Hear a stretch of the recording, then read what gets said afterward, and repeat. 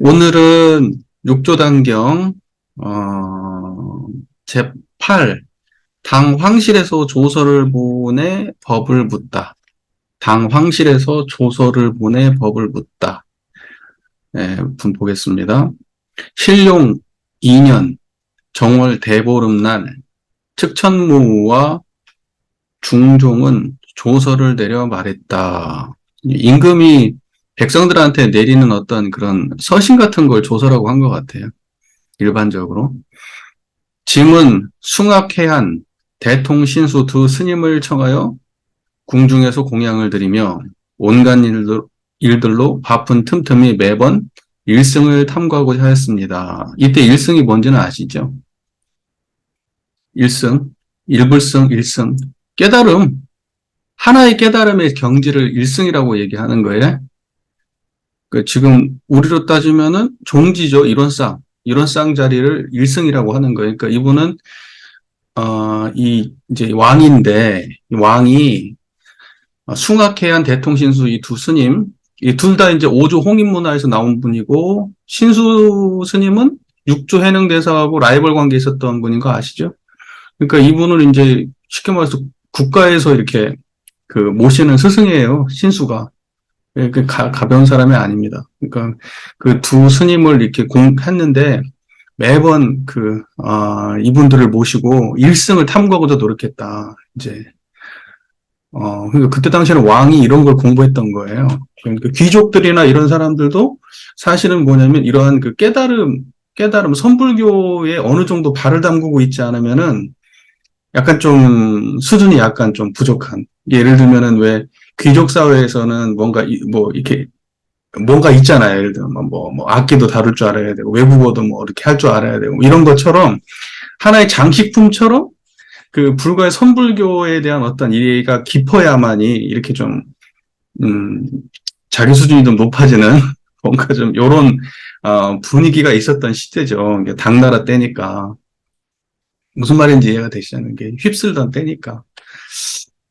자, 이제 그런 것이고, 그런데 두 스님께서는 사양하면서 말했습니다. 이것도 참 재밌는 얘기인데, 예, 이건 이제 뒤에 후레에 써진 얘기니까 이런 게 추가됐는지 실제 역사적으로 그랬는지는 모르는 거예요. 그러니까 여러분 실제 역사에서 그랬다. 이렇게 이해하기는 좀 어려워요. 누가 옆에서 받아 놓은 것도 아니고. 그러니까 모든 것은 여러분 하나 알아둘 게 대통신수대사는 이제 그 뒤에 자기 이후로 제자가 없어요. 대가 끊깁니다. 어느 정도 가다가. 그런데 육조 해능대사는 당신 이후로 제자가 엄청 많이 나와요. 그러니까 그 결과적으로는 이 승자의 역사의 기록이야. 육조 단경은. 그러니까 신수대사가 당대에 완전히 부족해서 그랬다기보다는 신수대사의 맥이 끊어져서 그런 것이 아닌가 이렇게 생각하는 거예요. 그러니까 그걸 잘 판단하셔야 돼요. 자, 남방에 해능 선사가 있는데 오조 홍인대사에게서 옷과 법을 비밀리에 받고서 부처님의 마음도장을 전하고 있습니다. 그를 청하여 물어보시는 게 좋겠습니다. 이제 4시 설간을 시켜 조서를 전하고 4시가 알죠? 4시 예. 이름이 설간인데 설간을 시켜 조서를 전하고 선사를 맞이해 오도록 하니 스님께서는 자비로운 마음으로 속히 서울로 오시길 원합니다라고 조서를 내내 보낸 거예요. 이 내용을 써가지고. 자, 보면 여기에서 마음도장이라는 게 나오죠. 시민. 예, 부처님의 마음도장을 전한다. 그게 무슨 말이겠어요? 지금 저하고 이렇게 공부를 하고 있는 요게 시민이에요. 이 청정한 이 마음자리, 이게 시민이에요. 그러니까 이걸 육조대사가 잘 전하고 있으니까 육조대사를 통해서 육조대사를 모셔가지고 공부를 하는 게 낫지 않겠습니까? 라고 왕한테 이야기를 한 거죠. 그래가지고 내시를 시켜가지고 육조대사를 이제 불러오게 한 겁니다. 왕이 있는 곳으로. 그러나 해능대사는 표를 올려 병을 핑계로 초청을 사양하고 산골에서 죽을 때까지 지내기를 원했다. 표를 올렸다는 것은 이제 그 백성이 임금한테 자기의 마음을 써가지고 글을 보낸 그 표라고 얘기한대요. 예, 그러니까는 이제 자기 마음, 자기 속마음을 써가지고 임금한테 이제 올린 겁니다. 올리려고 하는 겁니다. 그러니까 설간이 이제 육조대사를 만나고 이제 이런 이야기를 나누는 거죠. 서울에 있는 선승들은 모두 말하기를 도를 알려고 한다면 반드시 좌선하여 선정을 익혀야 한다. 선정으로 말미암지 않고 해탈을 얻은 자는 아직 없었다라고 하는데 스님께서 말씀하시는 법은 어떻습니까? 여러분 남돈 북점 기억나시죠? 예, 남쪽은 돈교, 북쪽은 점교. 그래서 북쪽은 신수, 남쪽은 해능 이렇게 됐잖아요.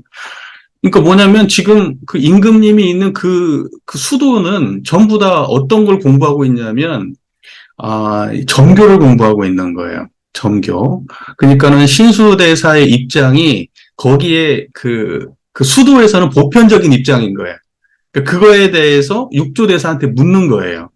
전부 다 좌선을 해가지고 선정을 익혀가지고 해탈을 얻어야지 선정을 익히지 않으면 해탈을 얻을 수 없다라고 그렇게 알고 있는데 해능대사의 입장은 어떻습니까? 이제 이렇게 묻는 거죠. 그러니까 이게 이제 남돈 북점의 입장이 이제 여기서 만나게 되는 거예요. 또 한 번. 여러분 기본적으로 알고 계시겠지만은 선정이라고 하는 건 어떻습니까? 그러니까 뭐냐면, 이 자리는 고요함에도 물들지 않는다 그러는 거잖아요. 무슨 말인지, 번뇌에도 물들지 않고 고요함에도 물들지 않아요. 그렇기 때문에 선정을 닦아서 깨달음을 얻는 게 아니에요. 선정이라고 하는 것 자체가, 그거 자체가 깨지는 거고 변하는 거거든. 그러니까는 좌선을 통해서 닦아가지고 선정을 익혀서 해탈을 얻는다. 이거 아니라고. 돈교에서는 선도 말하지 아니하고 열반과 해탈도 말을 안 해요. 그거 자체가 번뇌라고 생각해. 자, 입장이 좀 한번 정리가 다시 됐죠. 계속 이어서 갈게요. 해능대사께서 말씀하셨다.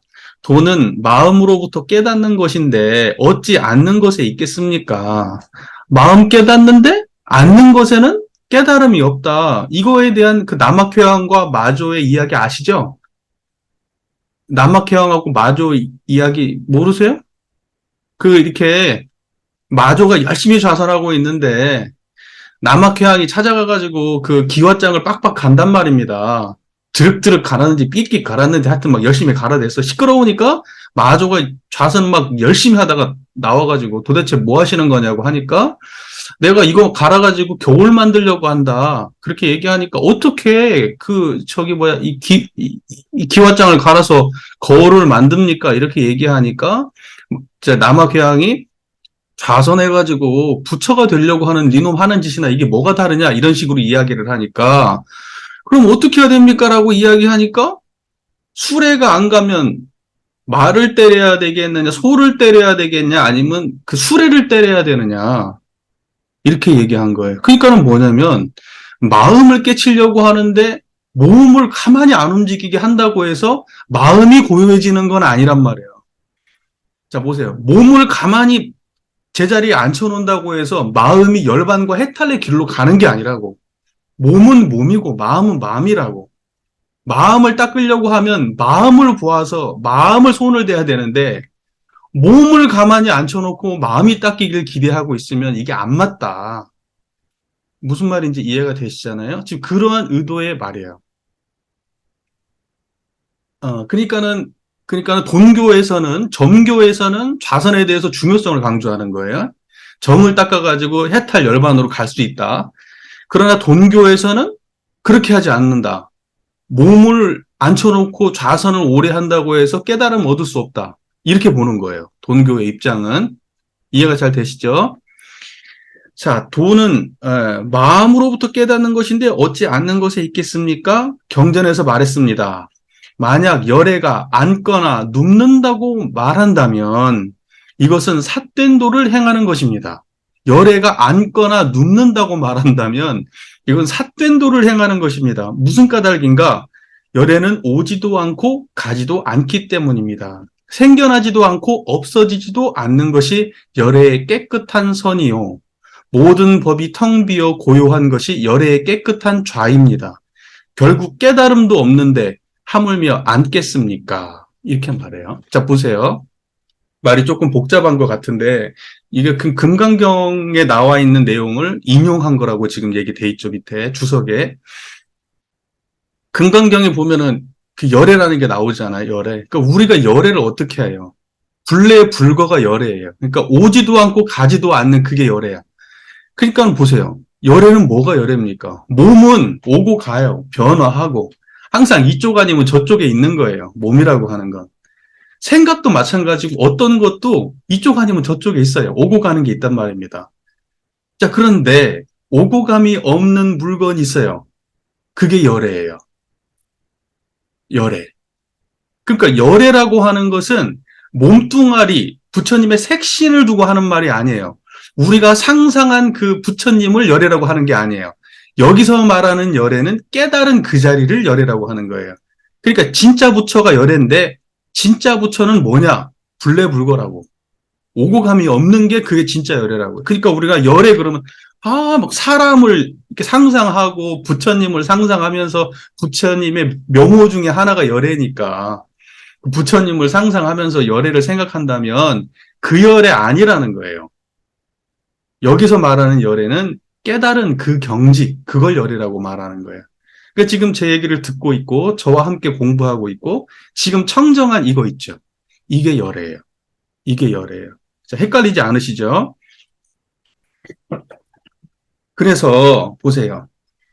만약에 눕고 앉고 하는 것을 열애라고 한다면 그것은 열애가 아니에요. 눕고 앉고 하는 건 열애가 아니에요. 그러니까 몸으로 이렇게 앉아가지고 오랫동안 앉아있고 이거 열애 아니에요. 열애는 거기에 있지 않아. 열애는. 그러니까 몸에 있지 않아. 앉고 눕는 곳에 있지 않아. 열애는 지금 청정한 여기에 있는 거야. 견성에 있는 거예요. 자성이 열애야. 되셨죠? 자, 이제 아시겠으면 고개라도 끄덕끄덕 좀 하시면서 좀 봅시다. 하는 저도 힘도 좀 나게. 자, 이게 뭐 이렇게 표정이 뭐지? 이렇게 있으면 이해가 안 됐나? 내가 자꾸 이렇게 생각이 들어.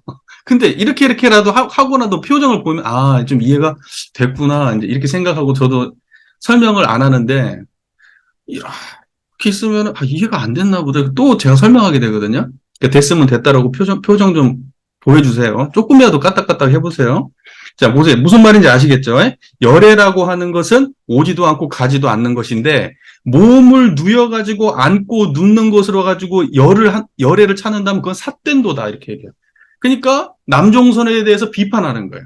아주 좌선 오래 해가지고 무슨 열반 해탈 없고 그런 거 그 몸을 그렇게 그건 아니에요.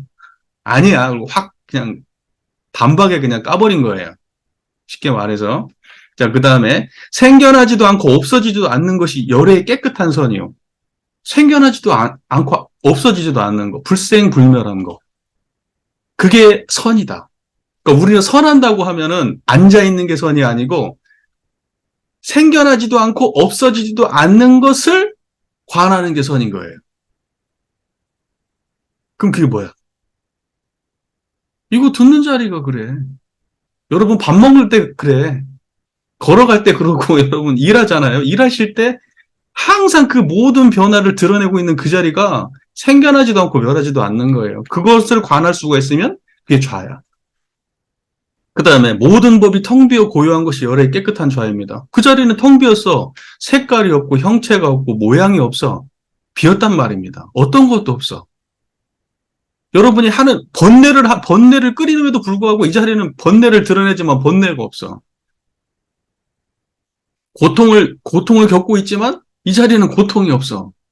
미래를 걱정하고 있지만 걱정이 없어요.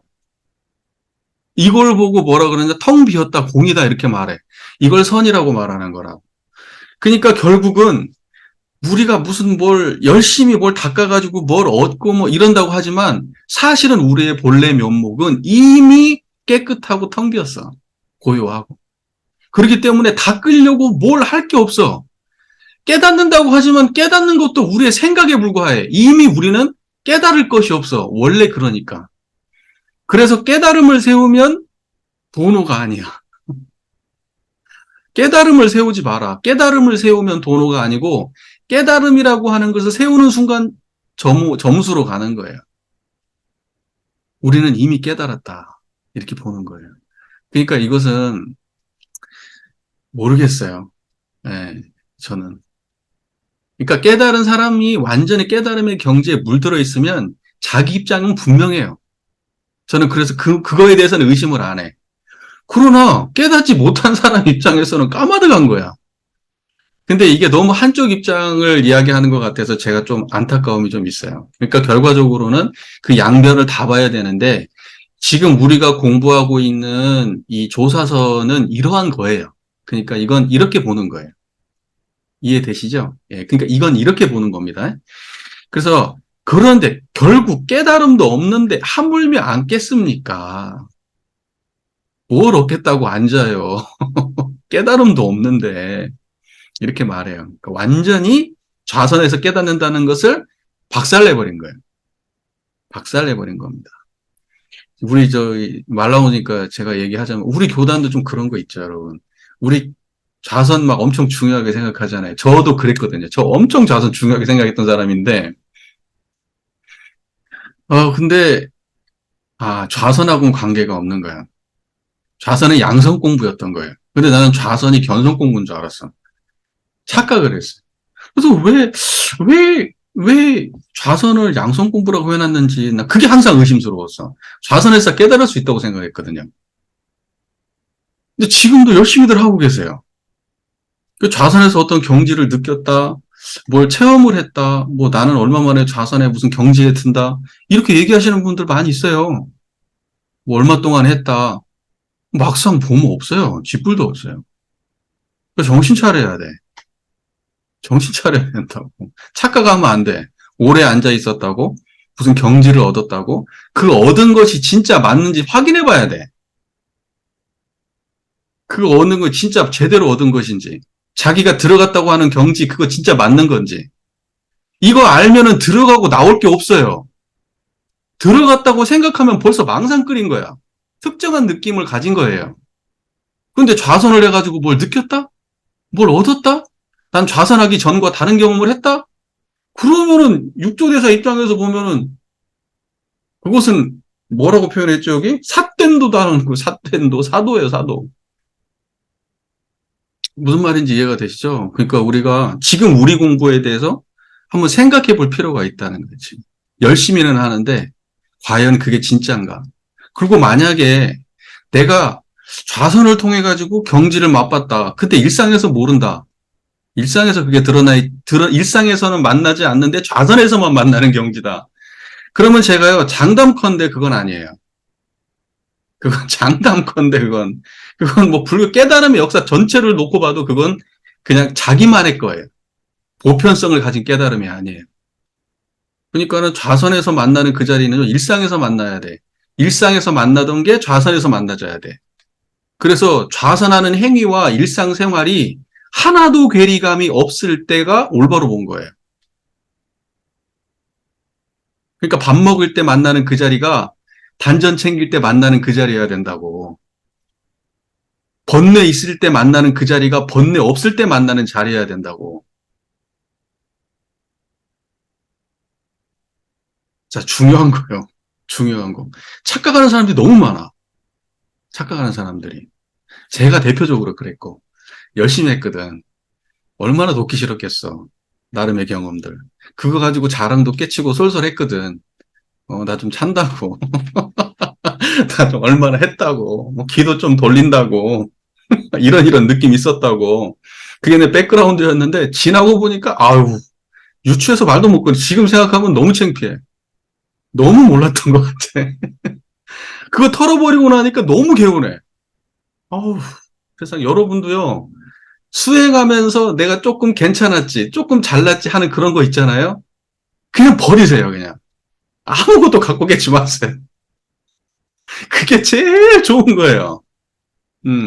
나중에 생각하면 너무 유치해. 너무 유치해. 내가 뭐 좌선을 해가지고 경지를 어쩌고 저쩌고. 코미디야, 코미디. 나중에 보면. 자, 그 다음 볼게요.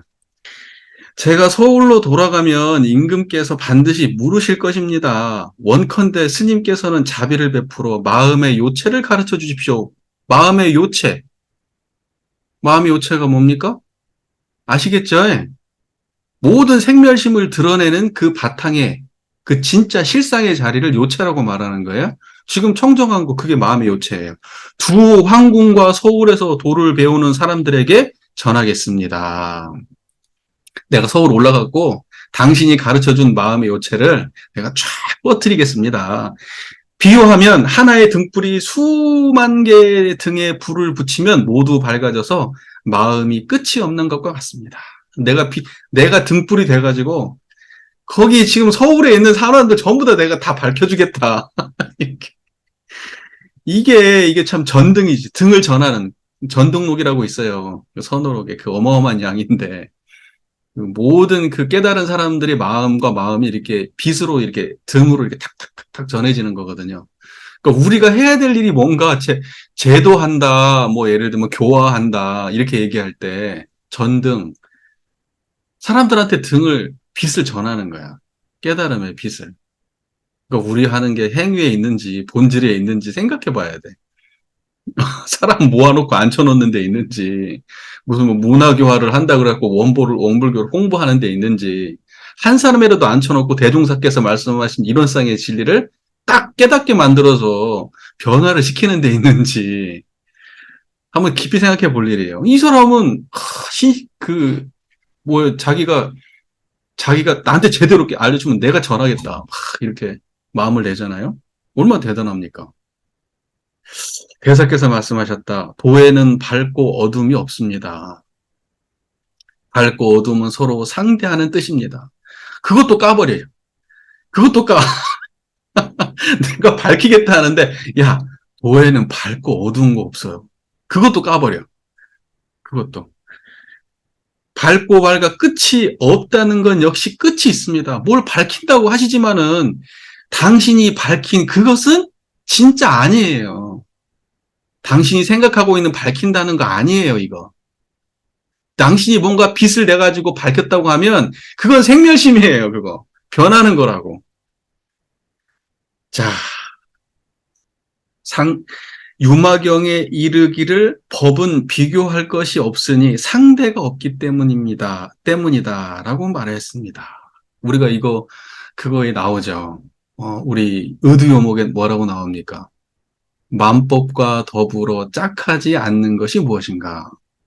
상대가 없는 거예요, 이건 법은. 그러니까 무언과 기대어서 서 있지 않아. 존재하는 모든 것들은 다 연기적으로 얽혀가지고 기대서 존재하잖아요. 예를 들면 밝다, 아까 앞에 밝게 나왔어요. 밝음은 어둠과 기대에 있는 거잖아. 선은 악과 기대에 있는 거고, 남자는 여자와, 번뇌는 깨달음과, 중생은 부처와, 있음은 없음과, 그 모든 것이 상대되어서 연기적으로 얽혀서 존재하는 건데, 법은 그거 아니에요. 법은. 그것과 기대어 서 있지 않아요. 그것과 영향을 주고받는 게 아니에요. 지금 이렇게 말하는 거예요. 그 유마경에 그렇게 돼 있다는 거예요. 자, 설간이 말했다. 밝음은 지혜를 비유하고 어둠은 번뇌를 비유하는 겁니다. 자기가 자기 걸 대변하죠. 자, 내가 말한 그건 내가 밝다고 얘기한 것은 지혜를 말하는 거고요. 어둡다고 얘기하는 건 번뇌망상을 말하는 겁니다라고 또 그렇게 이야기를 하죠. 도 닦는 사람이 만약 지혜로서 번뇌를 비추어 부수지 않는다면 끝없는 생사윤회에서 무엇에 의지하여 벗어나겠습니까? 이 사람은 계속해서 자기가 학습되어 있던 북종선 점교에 대한 입장을 계속 피력하고 있는 거예요. 근데 우리도 이 얘기 들으면 너무 당연하게 느껴지잖아, 지금. 이 이야기가. 왜냐면 우리는 항상 이렇게만 공부했잖아요. 그러니까 본교의 입장이 아니라 점교의 입장을 우리는 공부했거든, 지금까지. 여러분들 다. 이거 그렇게 안 하신 분 한 분도 안 계세요. 다 점교의 입장만 공부하신 거예요. 그러니까 신수의 입장이야.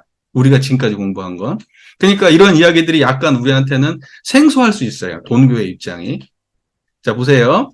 대사께서 말씀하셨다. 번뇌가 곧 깨달음이며 둘이 없고 다름이 없습니다. 만약 지혜로서 번뇌를 비추어 부순다고 한다면 이것은 이승의 견해로서 양이나 염소 등의 근기입니다. 지혜가 뛰어난 대근기라면 전혀 이와 같지 않습니다. 그러니까 보세요. 번뇌가 깨달음이지.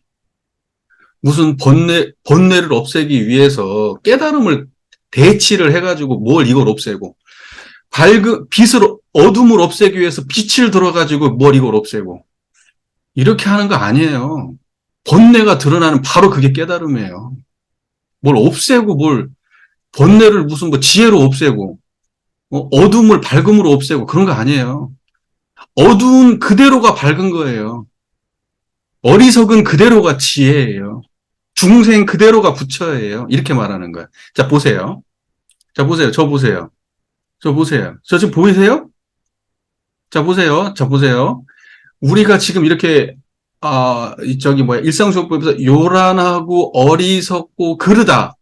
일상수요법. 요란하고 어리석고 그른 그대로 자성의 정이고, 자성의 해고, 자성의 개라는 거예요. 지금 요란하고 어리석고 그런 것이 어디서 드러나냐고요. 자성에서 드러나고 있잖아. 그러니까는 요란함의 반대를 드러내면 그것도 자성에서 드러낸 거예요. 그러니까 자성의 입장에서 보면 요란하고 어리석고 그런 거 전부 다 그거 전부 다 뭐냐면 드러났다 사라지는 거에 불과한 거예요. 그러니까 깨달음이라고 얘기하는 것도 자성에서 보면은 찌꺼기야. 깨달음이라고 말하는 것도. 밝음이라는 것도 자성의 입장에서 보면은 허물이야. 뭔 말인지 이해가 되세요? 청정한 자리를 보셔야 돼요, 지금. 상대를 보시면 안 되고, 깨달음도 상대예요. 깨달음이 있다, 깨달음이 없다, 깨달음은 이렇다, 저렇다, 번뇌는 이렇다. 이거 전부 다 상대예요. 그거 지금 말하고 있는 거기. 그러니까는 내가 번뇌를 말하고 있는 바로 번뇌를 끓이고 있구나라고 하는데 바로 드러나 있잖아, 지혜가. 내가 어리석구나 할 때 그 어리석음을 드러내고 있잖아, 지금 지혜가. 무슨 말인지 이해가 되시죠? 예, 지금 그걸 얘기하는 거예요. 그러니까 번뇌 즉 깨달음이에요. 번뇌 즉 보리라고. 번뇌하고 보리는 떨어져 있지 않아요? 여러분, 생사 즉 열반이에요. 중생 즉 부처고. 자, 이제 이런 게 돈교예요, 돈교. 중요한 건 뭐냐면 상대를 보는 게 아니고 상대를 드러내는 자리를 봐야 돼. 자, 그래서 만약 지혜로서 번뇌를 비추어 부순다고 하면 보세요. 지혜든 번뇌든 지혜든. 자, 이거 번뇌를 갖다가 지혜로 부숴 없애. 번뇌든 지혜든 깨달음하고 관계 있어요? 번뇌를 지혜로 없앤대. 이거 전부 다 자성에서 드러난 일 아니에요. 생멸. 번뇌도 여기서 드러난 것. 지혜도 여기서 드러난 것. 그래서 번뇌를 지혜로 없앤다. 이건 둘 다 자성에서 드러내고 있는 양면에 불과한 거잖아요. 그러니까 깨달음을 모르는 사람은 이거 두 개 갖고 싸우고 앉아있고 다투고 앉아있고 깨달음을 아는 사람들은 이 두 개를 없애버리고 본체를 바로 본다는 거예요. 여기에서 시비하지 않아. 깨달음이네 아니네 이런 말 자체를 안 해. 그냥 청정함을 드러낼 뿐이지. 무슨 말인지 이해가 되시죠? 그 설명이? 자, 그래서 대근기는 절대 그런 식으로 하지 않아요. 자, 보세요. 어떤 것이 대승의 설관이 말했다. 어떤 것이 대승의 견해입니까? 대사께서 말씀하셨다. 자, 이제는 아주 이제 개념적인 얘기들이 쭉 나와요. 근데 한 자리에 대한 설명이야, 다. 보세요. 밝음과 밝지 않음을 범부는 둘로 보지만 지혜로운 자는 그 자성에 둘이 없음을 깨닫습니다. 자성의 밝음과 밝지 않음이 자성 한 자리예요. 밝아도 이 자리고요. 어두워도 이 자리예요. 뭔 말인지 아시겠죠? 오른쪽 가도 이 자리고요. 왼쪽 가도 이 자리야. 밥 먹을 때도 이 자리고요. 화장실 가도 이 자리야. 잠자기 전에도 이 자리고 깨어나도 이 자리야. 뭔 말인지 아시죠? 자, 둘 없는 자성이 바로 진실한 자성입니다. 여기는 둘이 없어요. 나머지는 상대인데 여기는 둘이 없어. 자, 보세요. 진실한 자성은 어리석은 범부라고 줄어들지도 않고 현명한 성인이라고 불어나지도 않습니다. 이걸 뭐라고 해야죠? 부증, 불감. 더하지도 않고 범부라고 덜하지도 않고 성인이라고 더하지도 않아. 번뇌 속에서도 어지럽지 않고 선정 속에서도 고요하지 않습니다. 번뇌 속에서도 어지럽지 않아. 아무 번뇌를 끓이고 있는데 이 자리는 청정해. 선정해 있지만 고요하지도 않아, 여기는. 뭔 말인지 이해가 되시죠? 끊어지지도 않고 이어지지도 않으며 오지도 않고 가지도 않으며 지금 다 청정한 자리 말하고 있는 거예요. 이거 이법이 아니에요. 지금 불이법에 대한 설명하고 있는 거예요. 설명은 이법에 대한 설명을 다 하고 있지만 사실은 이법 아니고 불이법이야. 지금 이 얘기를 하는 거야. 오지도 않고 가지도 않으며 오고 가는 건 이법이잖아. 오고 가지도 않는 것이 불이법이라고. 중간에 있지도 않고 안이나 바깥에 있지도 않으며 중간에 있지도 않고 안이나 바깥에 있는 것은 전부 다 이법이야. 거기에 물들지 않는 거 이게 불이법이야. 생겨나지도 않고 없어지지도 않습니다. 자성과 모습이 한결같아 늘 머물러 변하지 않음을 일러 도라고 합니다. 항상 청정한 이것뿐이라고. 항상 여기를 봐도 이거, 저기를 봐도 이거. 여러분 어디를 봐도 그것뿐이잖아.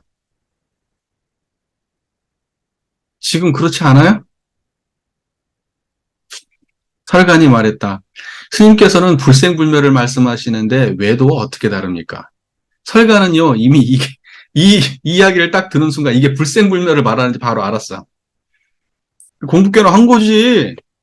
설관이 불법에 신심이 굉장히 있는 거, 이 얘기 딱 들으면, 아, 이거 불생불멸 설명하는 거네. 바로 알잖아요. 여러분. 그죠? 대사께서 말씀하셨다. 외도가 말하는 불생불멸은 멸을 가지고 생을 멈추고, 그죠? 다 이법이죠. 이법. 인과법문이죠. 생을 가지고 멸을 드러내며, 멸이 오히려 멸이 아니요. 생에서 불멸을 말합니다. 자, 보세요. 내가 말하는 불생불멸은 본래 생이 없고, 지금 역시 멸이 없습니다. 지금 생멸이 없어. 지금 이거. 청정한 이거. 그러므로 외도와는 다릅니다. 외도는 불생불멸을 말을 해도 생각 속에서 말해. 이해되어 있고, 개념화되어 있고, 논리 구조화되어 있는, 자기의 경험상에서, 인식되어지는 그러한 것으로서의 불생불멸이야. 그런데 내가 이야기하는, 그건 외도가 하는 거지만 내가 이야기하는 그것은 그러한 사람들이 얘기하는 불생불멸, 그게 아니에요. 지금 이렇게 말하는 거야. 형상으로서의, 이법으로서의 불생불멸, 모든 사람들은 불이법을 모르기 때문에 이법으로서의 불생불멸만은 아는 거예요. 말은 그렇게 하고 끄떡끄떡은 해도 진짜로 아는 게 아니야. 불이법으로서의 불생불멸을 봐야 되는데 지금 내가 이야기하는 것은 이법이 아니에요. 불이법이지. 이렇게 설명하고 있는 거예요. 그대가 만약 마음의 요체를 알고자 한다면 지금 청정한 거예요. 다만 모든 좋고 나쁨을 전혀 생각하지 마십시오. 이거 해명상주한테 했던 말이죠. 육조당 앞쪽에서 자기를 잡으려고 쫓아온 사람한테 자기를 잡으려고 쫓아왔잖아.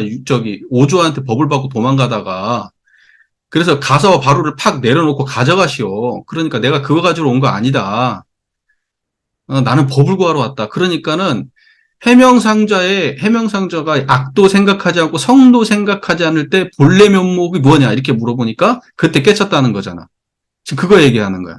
선도 생각하지 말고 마음의 요체를 알고자 한다면 다만 모든 좋고 나쁨을 전혀 생각하지 마십시오.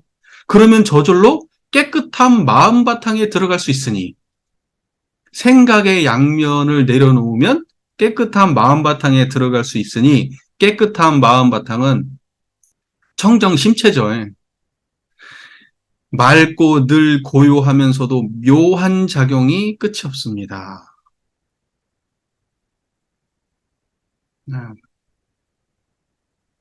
설간이 가르침을 받고서 문득 크게 깨달았다. 절을 올려 감사를 드리고는 대궐로 돌아가서 표를 써서 육조의 말을 황제께 아뢰었다. 그해 9월 3일에 황제가 조서를 내려 육조대사를 칭찬하며 말했다. 잘 전했나 보네. 제대로 알고 가서 잘 전했나 봐요. 그러니까는 스님께서는 늙음과 병을 핑계 삼아 서울로 오는 것을 사양하고 산에서 짐을 위하여 돌을 닦으시니 나라의 복받입니다. 스님께서는 마치 유마거사가 병을 핑계 삼아 비아리성에서 대승을 크게 드날리고 부처님의 마음에 대한 말을 전하며 불이법을 말한 것과 같습니다. 이 사람이 불이법을 말한 걸 아는 거예요. 바로 알아듣죠. 여러분 그 유마대사 이야기 유명한 이야기 알죠? 유마대사가 병들었잖아요. 그래서 그러니까는 막 부처님이 막 제자들 보내가지고 유마교사 병문안 보내는데 막 안 가려고 그래. 왜냐면 유마교사를 만났다면 다 깨져버리거든. 선정을 닦으면 선정 닦는 놈도 깨버리고 막 뭐 하면 막 깨버리고 막 다 죽어버려. 유마거사 만나서. 유마거사는 일반 거사 아니에요. 거사. 네. 근데 유마거사가 병을 핑계로 깨달음을 전한단 말입니다. 이제 지금 그런 이야기를 육조대사 비유해서 지금 하고 있는 거예요. 자, 설간이 스님께서 가르치신 열애의 직연을 전하였습니다. 열애의 직연이 뭐겠습니까? 이법이에요, 불이법이에요? 불이법이 열애의 직연이야. 육조단경에서 앞쪽 부분에서 이법과 불이법에 대한 이야기가 아주 강렬하게 등장했었잖아요. 그러니까 그거 잊어버리시면 안 돼. 철저하게 육조는 이법은 이법을 말하지 않아요. 불이법만 말해요. 이법은 어떤 것도 인정하지 않아. 왜냐하면 깨달음이라고 하는 말, 무슨 밝힌다는 말, 이거 전부 다 이법이다. 이렇게 보는 거예요. 그리고 깨닫지 못한 사람들이 이야기하는 불생불멸도 이법이야. 오직 이 자리를 드러내야만 그게 불이법이야. 개념으로 이해하면 다 불이법이야. 이법이에요. 그냥 머리로 이해하면. 자, 짐은 선을 쌓은 집에 경사스러운 일이 있듯이 오랫동안 성근을 심은 덕분인지 마침 스님께서 세상에 나타나셔서 펼치시는 최상승의 도노본문을 만났습니다. 스님의 은혜를 우러러 받들고 감사함이 끝이 없습니다. 최상승법이 무슨 말인지 알겠죠? 최상승법은 불이법만 말해. 불이법이 최상승법이에요. 이 법을 통해서 깨닫는다 그러면 그것은 최상승법이 아니에요. 스님의 아울러 붉은색 비단으로 만든 가사와 수정으로 만든 바로를 바치고는 교주 자사에게 칙서를 내려 절을 손질하게 하고 대사의 옛집은 구근사라는 절로 만들겠다. 전체적으로 이해 잘 되셨죠?